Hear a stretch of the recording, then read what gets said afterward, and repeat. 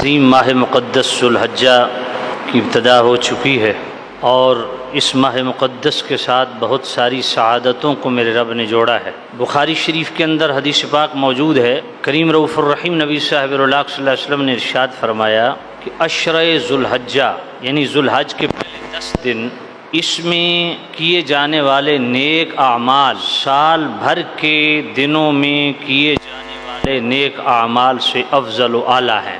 جس طرح اس عشرہ ذوالحجہ کے دن سعادت والے ہیں، اس کی راتیں بھی بڑی سعادت والی۔ الترغیب و ترہیب کے اندر یہ حدیث پاک موجود ہے، حضرت معاذ بن جبل رضی اللہ تعالیٰ عنہ راوی ہیں، کریم رؤوف الرحیم نبی صاحب اللہ صلی اللہ علیہ وسلم نے ارشاد فرمایا کہ 5 راتوں کو جن لوگوں نے زندہ رکھا، یعنی کہ اس میں اللہ کی عبادت کی، تو ان پر جنت واجب ہو گئی۔ لیلۃ الترویہ 28ویں ذوالحج کی رات، لیلۃ العرفہ 9ویں ذوالحج کی رات، لیلۃ النحر 10ویں ذوالحج کی رات، لیلۃ الفطر عید الفطر کی چاند رات، لیلۃ النصف من شعبان شب برات کا جس مسلمان نے ان 5 راتوں کو زندہ رکھا، یعنی اس نے شب بیداری کی، اللہ کی عبادت کی، اللہ تعالیٰ اس کے لیے جنت واجب فرما دیتا ہے۔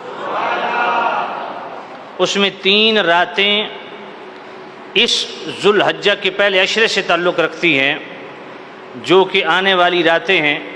خوش قسمت ہیں وہ لوگ جو ان 3 راتوں میں اللہ کی عبادت بجا لائیں، تو اس کے دن بھی بڑے برکت والے اور اس کی راتیں بھی بڑی برکت والی۔ تیسرا عمل خیر اسی سے ریلیٹڈ ہے، ایام تشریق۔ قرآن مجید میں اللہ نے فرمایا وَاذْكُرُوا اللَّهَ فِي أَيَّامٍ مَّعْدُودَاتٍ، گنتی کے دنوں میں اللہ کو یاد کرو۔ وہ گنتی کے دن کون سے ہیں؟ وہ ایام تشریق ہے، 11، 12، 13 ذوالحج۔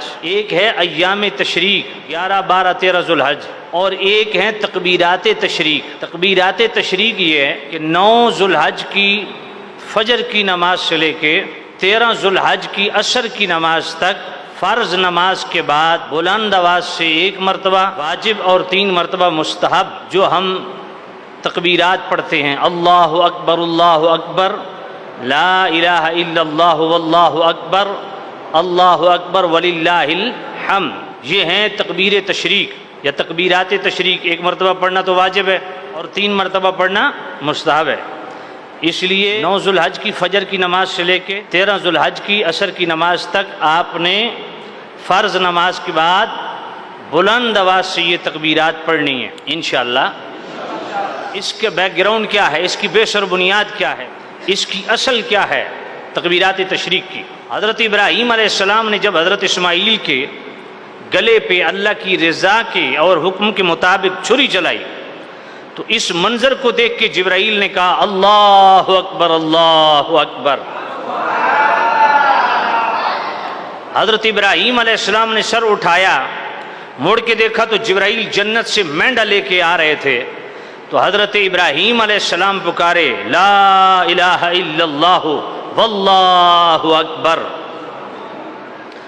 اسماعیل علیہ السلام کے جب ہاتھ اور پاؤں کھولے گئے اور ان کو بتایا گیا کہ بغیر ذبح کے آپ کی قربانی رب نے قبول کر لی، تو انہوں نے فرمایا واللہ اکبر وللہ الحمد۔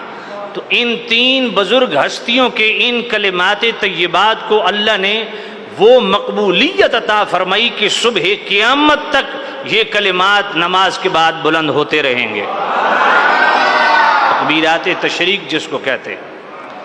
اور 5واں عمل اسی ذوالحجہ کے مہینہ کے ساتھ ریلیٹڈ ہے، وہ قربانی کا عمل ہے۔ ویسے تو حج بھی ہے، قربانی کا عمل ایسا عمل ہے کہ کریم رؤوف الرحیم نبی حضرت سیدتنا عائشہ صدیقہ رضی اللہ تعالیٰ عنہ فرماتی ہیں کہ کریم رؤوف الرحیم نبی صاحب اللہ صلی اللہ علیہ وسلم نے ارشاد فرمایا کہ بنی آدم، انسان کا، مسلمان کا